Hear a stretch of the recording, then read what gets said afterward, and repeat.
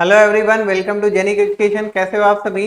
हम लोग building material subject cover कर रहे हैं और लास्ट क्लास में हम लोग stone topic rocks and stone में हम लोग काफ़ी चीज़ें कवर कर चुके हैं और अब इस लास्ट रॉक्स एंड स्टोन के लास्ट सेशन में सिर्फ कैरेक्टरिस्टिक और टेस्ट ऑफ स्टोन के बारे में हमें पढ़ना है। ठीक है, तो बहुत ही ध्यान से आप लोग इस सेशन को अटेंड कीजिएगा क्योंकि रॉक्स एंड स्टोन चैप्टर में प्रॉपर्टीज और टेस्ट से बहुत ज़्यादा क्वेश्चन बनते हैं। ठीक है, और आप अपना एक कॉपी और पेन लेकर के बैठ जाओ और जल्दी से जल्दी सेशन को लाइक कर दीजिए, शेयर कर दीजिए चारों तरफ, और अगर चैनल को अभी तक सब्सक्राइब ना किया हो तो सब्सक्राइब कर दीजिए। अपना प्यार बनाए रखिए, ज़्यादा से ज़्यादा लोग को इसमें सब्सक्रिप्शन करवाइए जिससे आप लोग को एक अच्छा माहौल, एक फैमिली टाइप का माहौल भी आपको मिलने लगेगा। ठीक है, बाकी हमारी तरफ से पूरा सपोर्ट तो आपके लिए है ही है, हर एक सब्जेक्ट को अच्छे से करवा रहे हैं। ठीक है, बाद में क्वेश्चन सीरीज भी करवाना ही है, तो किसी तरह की टेंशन आपको खुद को नहीं लेना है। ठीक है, बस हमारे साथ बने रहना है। जितना काम कह रहे हैं, जितना आप हमारे साथ दोगे उतना ही आपके लिए फ्यूचर में बेनिफिशियरी होगा किसी भी एग्जाम वगैरह को टैकल करने में। ठीक है, तो खैर अभी हम लोग बात कर रहे हैं किसकी, कैरेक्टरिस्टिक्स की। ठीक है, तो हेडिंग हम बनाते हैं कैरेक्टरिस्टिक्स ऑफ अ स्टोन। ठीक है, कैरेक्टरिस्टिक ऑफ अ स्टोन। देखिए अब इसमें क्या है कि हमें कुछ कैरेक्टरिस्टिक्स के बारे में जानना है। ठीक है, कौन कौन सी कैरेक्टरिस्टिक्स होती हैं स्टोन की। ठीक है, तो सबसे पहला तो हम लिखेंगे अपीयरेंस। ठीक है, अपीयरेंस। ठीक है, और दूसरा है आपके पास स्ट्रक्चर। थर्ड है आपके पास टेक्सचर। फोर्थ है क्रशिंग स्ट्रेंथ।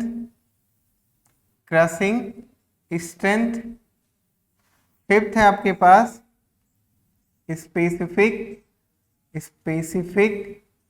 ग्रेविटी। ठीक है, फिर सिक्स है आपके पास पोरोसिटी एंड वाटर एब्जॉर्प्शन। ठीक है, पोरोसिटी एंड वाटर एब्जॉर्प्शन। फिर इसके बाद फिर लिखते हैं यहाँ पे ये है आपका सातवां वेदर। ठीक है, वेदर। फिर इसके बाद फिर इधर लिखते हैं आप ड्यूरेबिलिटी। ठीक है, फिर वर्केबिलिटी। और क्या है फायर रेजिस्टेंस और एब्रेशन रेजिस्टेंस। ठीक है, एब्रेशन रेजिस्टेंस। तो कौन कौन सी प्रॉपर्टीज होगी, appearance, structure, texture, crushing strength, specific gravity, porosity in water absorption, weather. ठीक है, durability, workability, fire resistance, abrasion resistance. ठीक है, एब्रेशन रेजिस्टेंस।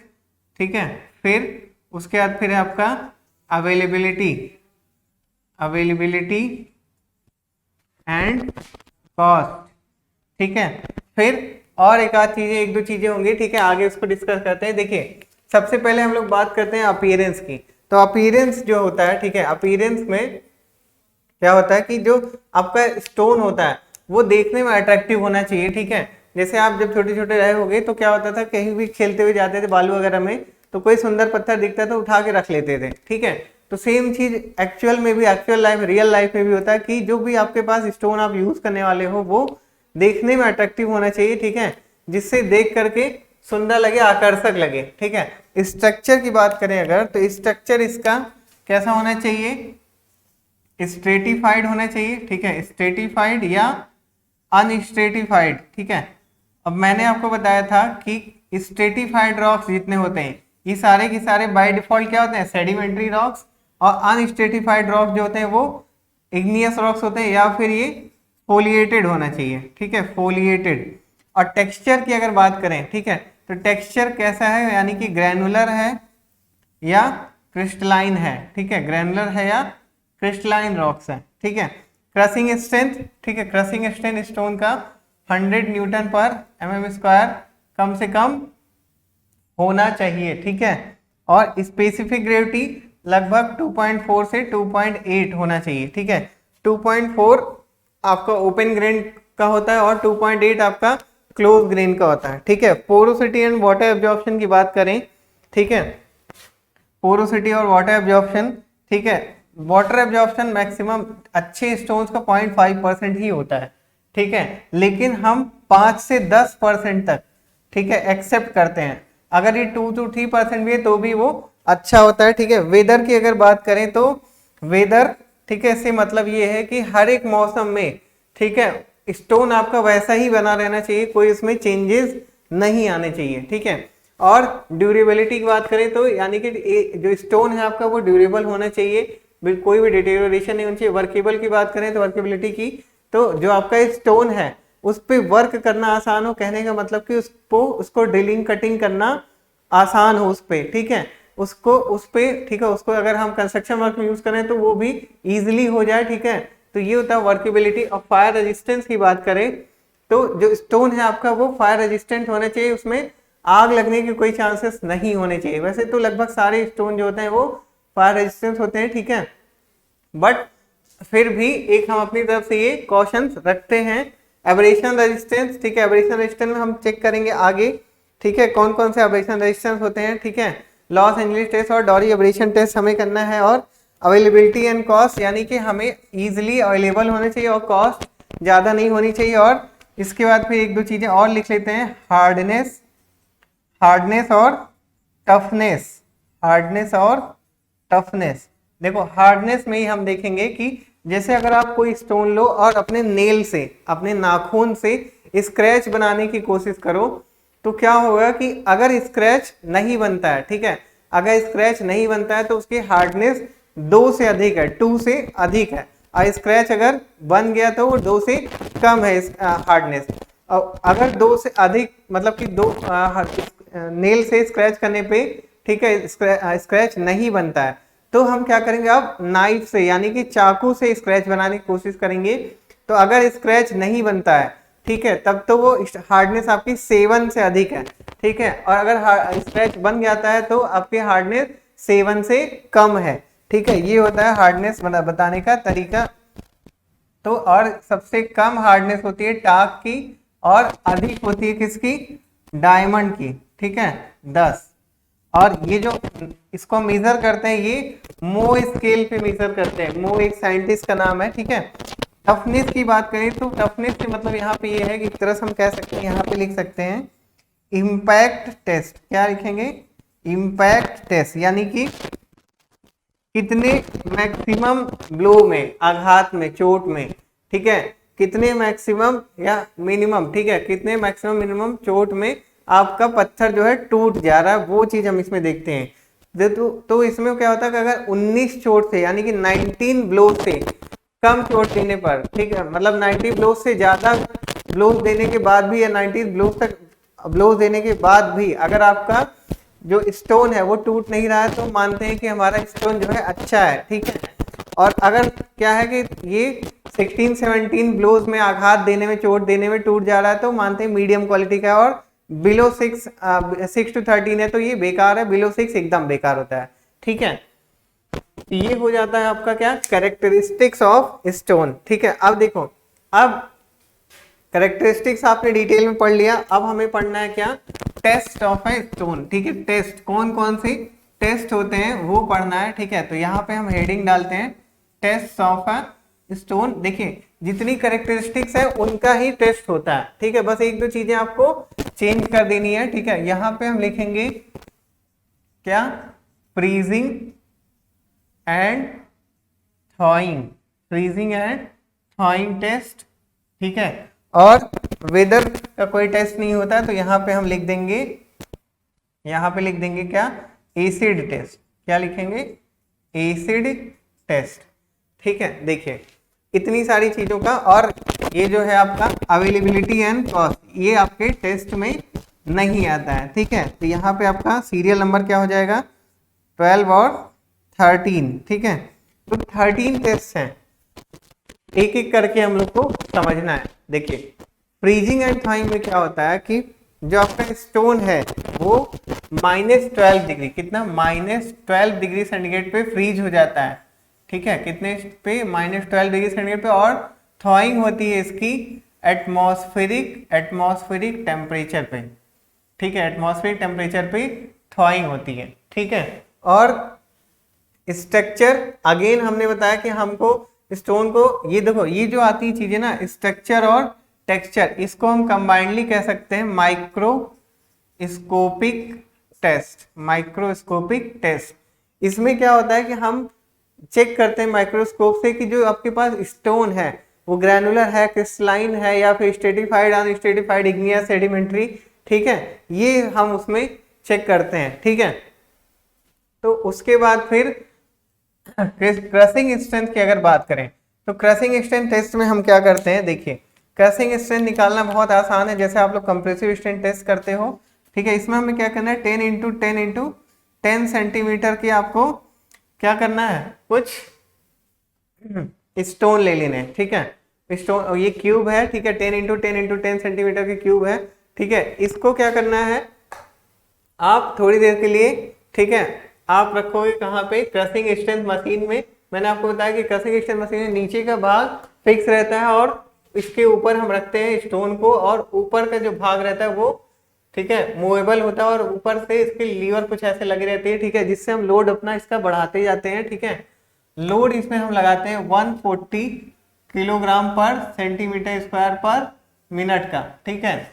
इस लोड से हम लोड बढ़ाते रहते हैं, ठीक है, और जिस भी लोड पे, ठीक है, हमारा, ठीक है, जो स्टोन है, स्टोन का पीस है वो ब्रेक कर जाता है, तो हम उसी लोड को नोट कर लेते हैं। और फिर क्रशिंग स्ट्रेंथ निकालने का फॉर्मूला होता है, देखिए crushing strength equal to breaking load, ठीक है, ब्रेकिंग लोड अपॉन में एरिया ऑफ स्टोन, ठीक है, एरिया ऑफ स्टोन। तो ये हो जाएगा आपका क्रशिंग स्ट्रेंथ निकालने का तरीका। अब देखो कम से कम ये 100 न्यूटन पर mm स्क्वायर होना चाहिए, ठीक है, 100 न्यूटन पर mm स्क्वायर होना चाहिए। और इसको हम यहाँ पे लिख सकते हैं 1000 किलोग्राम पर सेंटीमीटर स्क्वायर, ठीक है, 1000 किलोग्राम पर सेंटीमीटर स्क्वायर, ठीक है। आगे इसके देखिए क्या है, 1000 किलोग्राम पर सेंटीमीटर स्क्वायर, ठीक है, ये दोनों एक ही चीज है, ठीक है, बस यूनिट चेंज है। स्पेसिफिक ग्रेविटी की बात करें तो देखो स्पेसिफिक ग्रेविटी जो होती है वो, इसका फॉर्मूला होता है स्पेसिफिक ग्रेविटी, ठीक है, इक्वल टू W/V। अब देखो हमें क्या करना है, जो भी स्टोन है आपके पास उसका वेट ले लेना है और उसका वॉल्यूम निकालना है। तो वेट तो आप इजीली निकाल लोगे, ठीक है, कोई भी स्टोन है उसको आप वेट निकाल लेंगे, ठीक है। उसके बाद फिर मतलब तराजू पे तौल करके वेट निकल गया, फिर वॉल्यूम कैसे निकलेगा, आप क्या करोगे, एक जार में पानी भर दोगे और उसमें उस स्टोन को एक रस्सी के टुकड़े के सहारे लटकाओगे, ठीक है। तो जितना वॉल्यूम इंक्रीज होगा वाटर का, ठीक है, वही होगा इस वॉल्यूम ऑफ स्टोन, ठीक है। अब दोनों आपके पास चीजें पता चल गई, वेट भी पता चल गया और वॉल्यूम। तो इस फॉर्मूले में लिख कर वॉल्यूम पुट करके आप स्पेसिफिक ग्रेविटी निकाल सकते हैं। स्पेसिफिक ग्रेविटी आपका 2.4 से 2.8 के बीच में आती है, मैंने बताया था। कहीं कहीं पे हो सकता है 2.3 से 2.7 भी लिखा रहा है, बट कोई दिक्कत नहीं उससे। और 2.4 जो होता है ये आपका ओपन ग्रेन के लिए होगा, और ओपन ग्रेन, ठीक है। और 2.8 जो होगा वो क्लोज ग्रेन के लिए होता है, ठीक है, क्लोज ग्रेन। पोरोसिटी और वाटर एब्जॉर्प्शन की बात करें, देखो जितने ज्यादा पोर्स होंगे उतने ही ज्यादा वाटर एब्जॉर्ब करता है स्टोन, ठीक है, या कोई भी चीज जितने भी ज्यादा उसमें पोर्स या वॉइड्स होंगे उतना ही ज्यादा एब्जॉर्प्शन होगा वाटर का। तो यहाँ पे हम लोग एक चीज ये देखेंगे कि जो वाटर एब्जॉर्प्शन हो रहा है, ठीक है, उसका तरीका निकालने का, वाटर एब्जॉर्प्शन निकालने का तरीका सेम वैसे ही जैसे आपने ब्रिक में पढ़ा था। तो कैसे हम लोग पढ़े थे, देखो सबसे पहले हम क्या करते हैं कि स्टोन लेंगे और उसको, ठीक है, उसको हम क्या करेंगे 105 ± 5 डिग्री सेंटीग्रेड पे ओवन में सुखा देंगे, ठीक है। और उसके बाद फिर निकाल करके, वहां से निकाल करके, ओवन से निकाल करके कितने 24 घंटे के लिए पानी में डुबो करके पूरी तरह से रख देंगे, और उसके निकाल करके फिर से वेट कर लेंगे, ठीक है।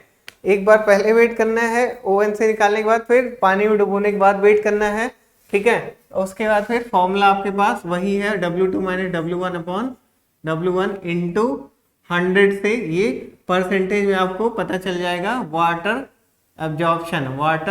एब्जॉर्प्शन, ठीक है। तो ये चीज आपका वाटर एब्जॉर्प्शन यहाँ से क्लियर हो जाएगा। मैंने कितना बताया, अगर 0.5% तक है वाटर एब्जॉर्प्शन तब वही बहुत अच्छा स्टोन माना जाता है, ठीक है। लेकिन 2 to 3% भी है तो मान लेते हैं कि एक्सेप्टेबल है। और अगर 5% से अधिक गया वाटर एब्जॉर्प्शन तो हम पत्थर को एक्सेप्ट नहीं करते कंस्ट्रक्शन वर्क में, ठीक है। उसके बाद फिर आता है आपका एसिड टेस्ट। एसिड टेस्ट में देखिए 3 टेस्ट होते हैं। एसिड टेस्ट में 3 टेस्ट होते हैं। सबसे पहला है आपके पास ब्राड टेस्ट। क्या है? Brard test. दूसरा है आपके पास, इसको लिख देते हैं HCl टेस्ट, HCl टेस्ट। और तीसरा आपके पास है स्मिथ टेस्ट। क्या है? स्मिथ टेस्ट, ठीक है। देखिए ब्राड टेस्ट में हम क्या करते हैं कि आप एक सैंपल लोगे स्टोन का 4 into 4 into 4 सेंटीमीटर क्यूब का एक सैंपल लेना है, ठीक है। एक नहीं, आपको 16 सैंपल लेने हैं, ठीक है। और इस 16 सैंपल इस साइज के ले करके हम क्या करेंगे, सोडियम सल्फेट, क्या है, सोडियम सल्फेट के सॉल्यूशन में डुबा करके रख देंगे, ठीक है। डुबाने से पहले, सोडियम सल्फेट के सॉल्यूशन में डुबाने से पहले हम स्टोन का सबका वेट कर लेंगे। और इस सॉल्यूशन में डुबाने के बाद, ठीक है, जब हम निकालेंगे आफ्टर फ्यू आवर्स, ठीक है, तो फिर से वेट करना है, ठीक है। और ये काम कई बार करना है। तो क्या होता है कि इस सोडियम सल्फेट के सॉल्यूशन में डुबाने पे कुछ क्या हो जाता है, डिटेरियोरेशन होता है। तो वही हमें यहाँ पे क्षरण जानना है कि कितना क्षरण हुआ है, ठीक है। उसके बाद फिर क्या करेंगे आप लोग, फॉर्मूले में पुट करके आप देख लेते हो कि किस स्टोन में, ठीक है, आपने क्या था, आपके पास 16 सैंपल है, तो किस स्टोन में कितना ज्यादा डिटेरियोरेशन हुआ है, ये चीज आपको यहाँ से क्लियर हो जाती है ब्राड टेस्ट से, ठीक है। और HCl टेस्ट में क्या होता है, देखिए HCl टेस्ट में थोड़ा सा इधर देखो, क्लीन करते हैं। HCl टेस्ट में क्या होगा, आपके पास 1% कंसंट्रेशन वाले HCl में, ठीक है, सबसे पहले क्या करोगे आप लोग, 50 ग्राम का स्टोन का एक पीस लोगे, 50 ग्राम स्टोन, ठीक है। फिर क्या करोगे, 1% कंसेंट्रेशन के HCl और, ठीक है, H2SO4 के सॉल्यूशन में, ठीक है, हम इस स्टोन को डुबा करके रख देंगे, ठीक है। और 2 घंटे, थोड़ी देर के बाद, ठीक है, थोड़ी देर के बाद इसको निकाल करके चेक करेंगे और देखेंगे कि जो स्टोन है आपके पास, इसमें इसके जो सरफेस है उसमें कुछ कमी आई है, कुछ क्षरण वगैरह हुआ है, ठीक है। तो वो चीज हम इसको चेक करते हैं HCl टेस्ट में, ठीक है। और स्मिथ टेस्ट में हम क्या करते हैं कि आपको स्टोन लेना है, ठीक है, और उसको क्या करना है, एक बीकर में, ठीक है, पानी से भरे बीकर में डुबा करके रख देना है या उसमें छोड़ देना है। और क्या करना है, 2 घंटे तक ऐसे ही पड़े रहने देना है। 2 घंटे बाद हम क्या करेंगे, तेजी से उस बीकर में पानी को पूरा अच्छे से खूब चला देंगे और देखेंगे कि अगर इस स्टोन से, ठीक है, अगर इस स्टोन से क्या सॉइल पार्टिकल्स निकल रहे हैं, सॉइल पार्टिकल्स निकल करके पूरा जो पानी है इसमें पूरे में फैल गया है, ठीक है। पानी आपका क्या होगा कि पूरे पानी में मिट्टी फैल गई है, ठीक है, चारों तरफ दिख रही है आपको मिट्टी, तो हम मानेंगे कि जो आपका इस स्टोन है इसमें आर्जिलेसियस मैटर्स बहुत ज्यादा है, आर्जिलेसियस मैटर यानी कि सॉइल पार्टिकल बहुत ज्यादा है, ठीक है। तो वो आपका जो स्टोन होगा वो ज्यादा अच्छा नहीं माना जाएगा। जितना ज्यादा पानी आपका विजिबल रहेगा उतना ज्यादा आपके लिए अच्छा रहेगा, अच्छा रिजल्ट आएगा, ठीक है। तो इतनी चीज हम लोग समझे अभी तक, फ्रीजिंग था, structure, texture, crushing, specific gravity, porosity, acid test. फिर इसके बाद फिर बात करते हैं ड्यूरेबिलिटी की। किसकी बात करेंगे, ड्यूरेबिलिटी। ड्यूरेबिलिटी का जो टेस्ट है वो सेम एज है आपका किसके जैसा होता है, एसिड टेस्ट में जो आपने ब्राड टेस्ट किया है सेम वैसे ही होगा। बस यहाँ पे हम क्या करेंगे, वहां हमने कई सैंपल यूज किए थे, यहाँ पे आपको क्या करना है, सिर्फ एक सैंपल यूज करना है। और सेंटीमीटर कितना होगा, 5 into 5 into 5 सेंटीमीटर का क्यूब होगा, ठीक है, जिसको हम लोग अगेन सोडियम सल्फेट के सॉल्यूशन में डुबा करके रखेंगे।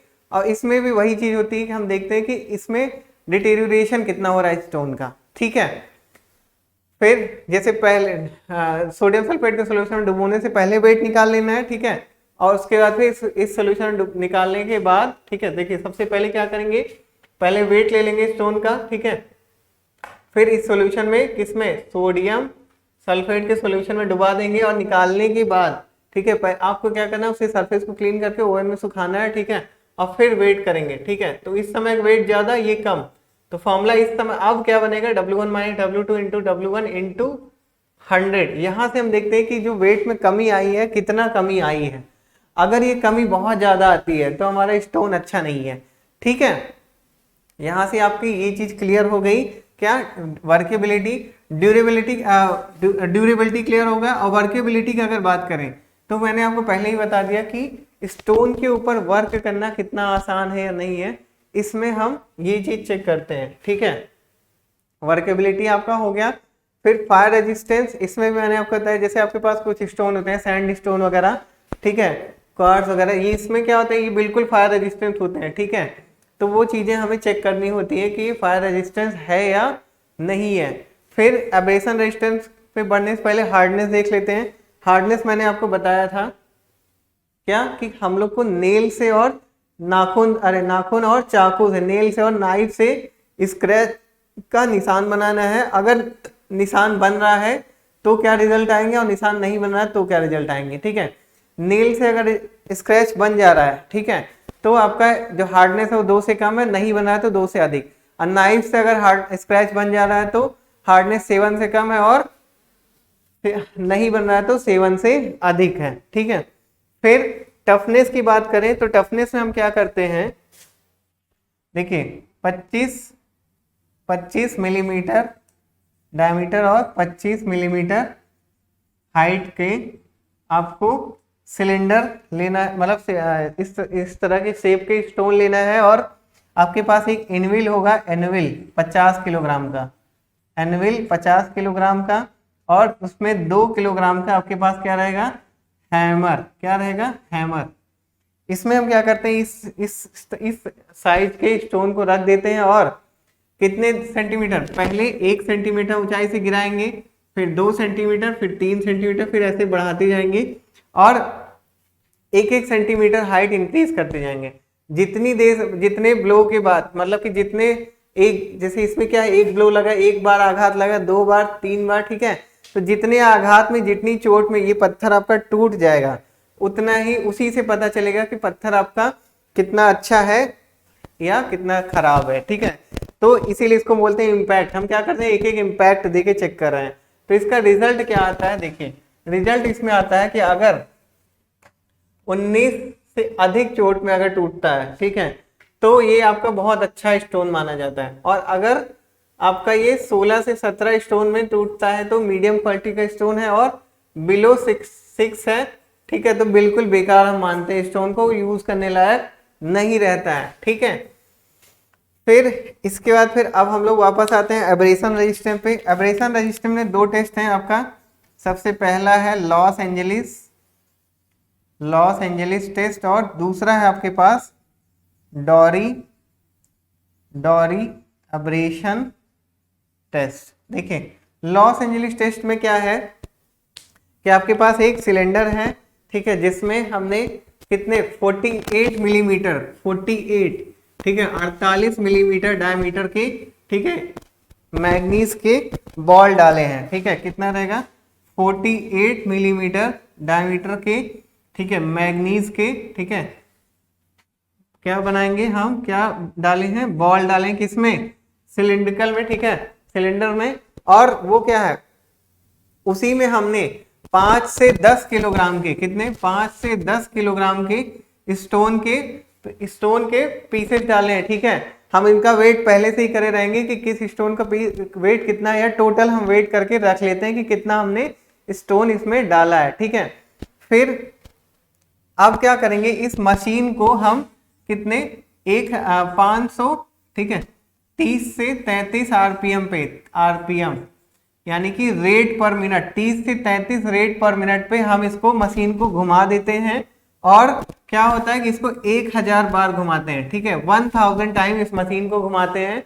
उसके बाद फिर हम क्या करते हैं, इस मशीन में क्या लगा होता है, 1.7 मिलीमीटर का एक सीव लगा रहेगा। सीव का मतलब चलनी, ठीक है। तो क्या होता है कि जितना भी आपका इस स्टील बॉल की वजह, मैग्नीज बॉल की वजह से टूटा है, ठीक है, स्टोन के पीसेस हुए हैं, वो सब, ठीक है, हम इस चलनी से सब कुछ छान लेते हैं। जो इसमें नीचे गिर जाए उसको छोड़ देते हैं, और जो चलनी के ऊपर का अवशेष है, ठीक है, रेसिड्यू है, उसको हम वेट निकाल लेंगे, उसको मान लेते हैं W2, ठीक है। वेट निकालने से पहले उसको हम सबको धो देते हैं, क्योंकि पाउडर फॉर्म में भी अगर कोई चीज चिपकी होगी तो वो भी हट जाएगी, ठीक है।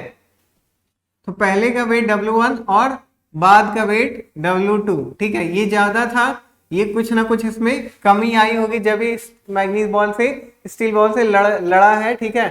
तो उसके कुछ पीसेस टुकड़े कम हुए होंगे। अब क्या करेंगे, आप फॉर्मूला रखेंगे W1 minus W2 upon W1 into 100 से, ठीक है। आपको परसेंटेज में पता चल जाएगा कि कितना परसेंटेज कम हुआ है आपका स्टोन टोटल। जैसे अगर आपने 5 किलो रखा था टोटल स्टोन और बाद में 4 किलो 800 ग्राम बचा है, तो आपको यहाँ से पता चल जाएगा कि किस तरह का आपका स्टोन है। इसमें क्या होना चाहिए कि कम से कम एकदम बिल्कुल कम रिजल्ट आना चाहिए, ठीक है। इसमें कोई सा भी क्या कहते हैं कि इसमें कभी भी ज्यादा टूट फूट नहीं होनी चाहिए, ठीक है। क्योंकि ये जो रेट है ये बहुत कम रेट है, 30 से 33 बार चक्कर लगा रहे हैं सिर्फ 1 मिनट में, ठीक है। तो ये बहुत रेट कम है, ठीक है।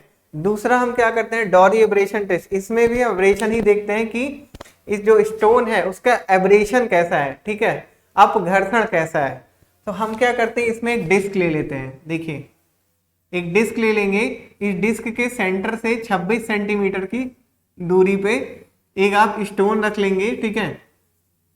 और इसके ऊपर 1250 ग्राम का लोड से इसको दबा देंगे, ठीक है। क्या करेंगे, एक डिस्क ले लेंगे, उसको 26 सेंटीमीटर की सेंटर से 26 सेंटीमीटर दूरी पे एक, ठीक है, आप स्टोन रख लेंगे और उसको 1250 ग्राम के लोड से दबा देंगे, ठीक है। इसका जो साइज रहेगा वो कितना रहेगा, 25 mm डायमीटर और 25 mm हाइट, ठीक है। इसके बाद फिर क्या करेंगे, हम इसको क्या करते हैं दोबारा से 28 RPM पे मशीन को घुमा देते हैं, डिस्क को घुमा देते हैं और 2000 चक्कर के बाद 2000, ठीक है, चक्कर के बाद फिर देखते हैं कि इसके ये जो आपके पास स्टोन है इसके वेट में क्या कमी आई है, ठीक है। फॉर्मूला कौन सा यूज करते हैं, देखें इस बार जो फॉर्मूला है वो थोड़ा आपका अलग है, ठीक है। फॉर्मूला हम देखते हैं एब्रेशन रेजिस्टेंस का। यहाँ पे क्या फॉर्मूला होगा, एब्रेशन रेजिस्टेंस का फॉर्मूला है 20 minus loss in weight, 20 minus loss in weight upon 3, ठीक है। तो ये आपका फॉर्मूला होता है। और अगर इसमें रिजल्ट आपका, ठीक है, रिजल्ट आपका आया है लगभग 19 से अधिक, ठीक है, तो हम मानते हैं कि हमारा सब कुछ सही है। और 14 से 16 आया है तो मीडियम क्वालिटी का स्टोन है, और बिलो 14 है, 0 से 14 है, तो ये अच्छा नहीं मानते हैं स्टोन को, ठीक है। ये आपका लगभग 16 से 17 रहेगा, ठीक है, 17 मान लीजिए, 19 तो हो ही नहीं सकता है, ठीक है। तो ये हो जाएगा आपका क्या, इतनी सारे टेस्ट के बारे में हमने पढ़ लिया। क्या क्या देखा, freezing and thawing, structure, texture, crushing strength, specific gravity, porosity in water absorption, acid test, durability, workability, fire resistance, abrasion resistance, ठीक है। एब्रेशन में आपने 2 चीजें देखा, लॉस एंजलिस टेस्ट और Dorry abrasion test, hardness, toughness और, ठीक है, हार्डनेस और टफनेस। और टफनेस को हम लोग इम्पैक्ट टेस्ट भी बोलते हैं, ठीक है। अब इसके बाद फिर देखिए यहाँ पे आपका मेन चीजें खत्म होती है, ठीक है। जो मेन इंपॉर्टेंट चीजें हैं टेस्ट से और कैरेक्टरिस्टिक से, वो सारी चीजें आपकी यहाँ खत्म हो गई हैं। आप लोग इसको नोट भी कर लिए होंगे, ठीक है। अब देखो एक आध 2 चीजें और हैं, ठीक है, वो थोड़ा बहुत ऐसे ही देख लेते हैं, ठीक है। देखिए इसमें क्या है, जैसे कभी कभी पूछता है कि बिल्डिंग स्टोन क्या होता है। देखिए बिल्डिंग स्टोन, तो बिल्डिंग स्टोन जैसे क्या होता है कि जो भी स्टोन आप बिल्डिंग के कंस्ट्रक्शन में यूज कर रहे हैं वो बिल्डिंग स्टोन हो जाते हैं बिल्डिंग में, ठीक है, या हिस्टोरिकल मॉन्यूमेंट में, ठीक है, या कोई सी भी चीज है। और उसके बाद फिर आता है जैसे पॉलिश ऑफ स्टोन। स्टोन में पॉलिश इसलिए की जाती है ताकि वो देखने में सुंदर लगे, ठीक है, और उसकी ड्यूरेबिलिटी भी बढ़ जाती है, ठीक है। खैर ये सब कोई बहुत मायने नहीं रखते, ठीक है। फिलहाल जो हमारी मेन चीजें थी वो थी आपकी कैरेक्टरिस्टिक और टेस्ट। तो आज जो भी पढ़े हो रॉक्स एंड स्टोन चैप्टर से सबसे मेन चीजें यही थी, इसको आपको अच्छे से रिवीजन करना है, ठीक है। अब कोई भी चीज छोड़ना नहीं। आज के जो टॉपिक हैं वो तो बिल्कुल आपको मिस नहीं करना, वरना रॉक्स एंड स्टोन चैप्टर का कुछ क्वेश्चन हो सकता है आपसे मिस हो जाए, ठीक है। ये सारी चीजें आप अच्छे से पढ़ लेना और रिवीजन कर लेना। जैसे ही क्लास खत्म होगी 10-15 मिनट आप रिवीजन कर लेना और नेक्स्ट क्लास में आने से पहले पुरानी चीजें जरूर पढ़ के आया करो, ठीक है। तो मिलते हैं अब हम लोग नेक्स्ट क्लास में, ठीक है। तब तक आप लोग, ठीक है, अपनी तैयारी करिए, ठीक है। तब से love you all, bye bye.